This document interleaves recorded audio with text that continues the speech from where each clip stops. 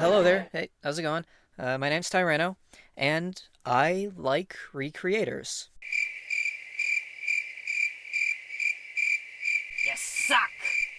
I find ReCreators to be quite entertaining, and today I shall do my best to justify why. I'm not here to tell you that this show is a masterpiece or modern classic or anything like that, because it's not, but it's still a good show. Let me first tell you what I'm not going to do. Address criticisms against the show. Not because I couldn't. In fact, that's something I want to do at some point, so I'm filing that idea away as a video to do at a later date.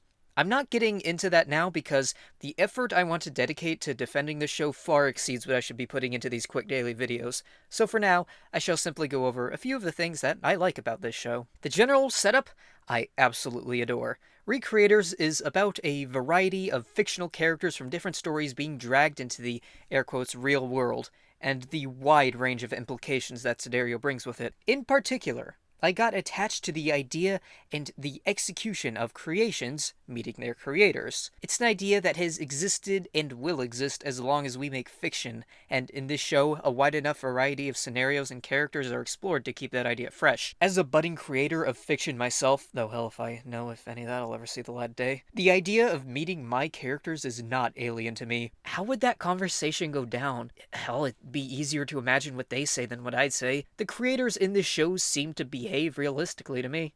At least one at first assumes it's just a cosplayer, not actually their character. Some freak out. All of them on some level are shown to care about their characters, even if they have a hard time showing it. All of that rings true. Any person would be shocked to find out they're fictional well, I guess some people would take it easier than others. So we're like a thought or a dream that's a wisp in some computer program, some God's mind, whatever.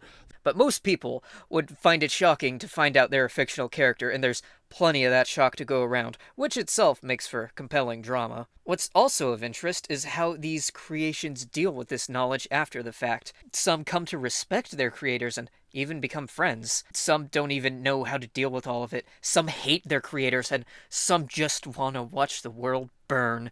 And none of those mindsets are one-off moments. They're relationships and internal struggles that are built on over the course of the show. My favorite character in the show is Meteora. Her drama is that she was made to be dry and nigh emotionless, and when she goes to find her creator, it turns out they're dead, which draws a nice parallel with the antagonist, by the way. She struggles to work through emotions that she's hardly able to express, and then throughout the show she works to make herself a more outgoing and expressive person. She evolved herself beyond the simple video game character she was designed to be, and that determination of hers to better herself makes her incredibly endearing. The mechanics of the story are also worth mentioning. The hows and whys of characters being pulled into the real world, setting roles, stuff like that. One of the most exciting moments of the show comes in near the middle.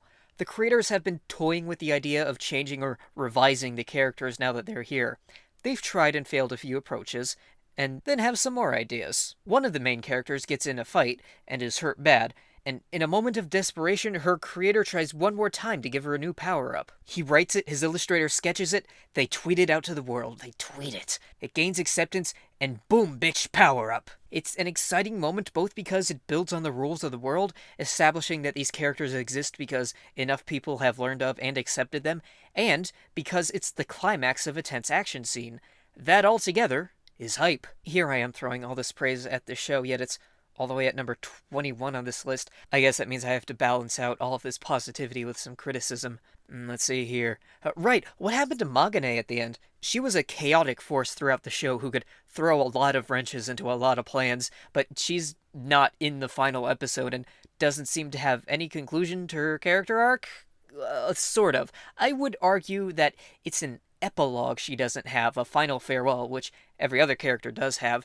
She does go through her own whole arc, but in comparison to every other character journey, it is sped through really fast at the end. She does interfere with the final battle in her own way, but there's no indication that that's the conclusion of her story, and I was left hanging in the end for more Magane. But overall, she was a fun character. Wait, shit, that's still being positive. How about the main guy? He's boring, right? I mean, yeah, sort of.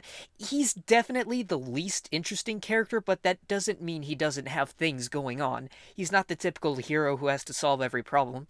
In fact, that very archetype is made fun of within the show. And his relationship with the antagonist's creator and his ultimate contribution to the final battle make for compelling drama, so I find it hard to wholly condemn him.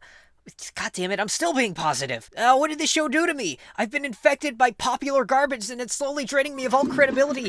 Please help soon enough, I'm going to be thinking Sword Art Online is good. I'm going to come back to this show on this channel one day. I feel like I have to.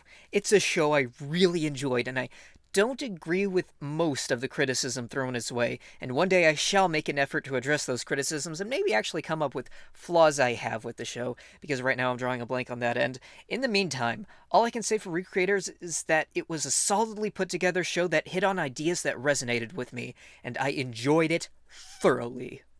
Oh, and that Hiroyuki Sawano soundtrack. Dope! Thanks for watching 31 Days of Anime 2017. Today was number 21 on this list, ReCreators. Join me again tomorrow for some atmosphere. In the meantime, don't click on anything on the screen. Go watch a better YouTuber than me, Super High Punch Wolf or something. I don't know, you've got something better to do with your time, I'm sure. Anyway, thanks again for watching, and I'll see you again tomorrow, maybe.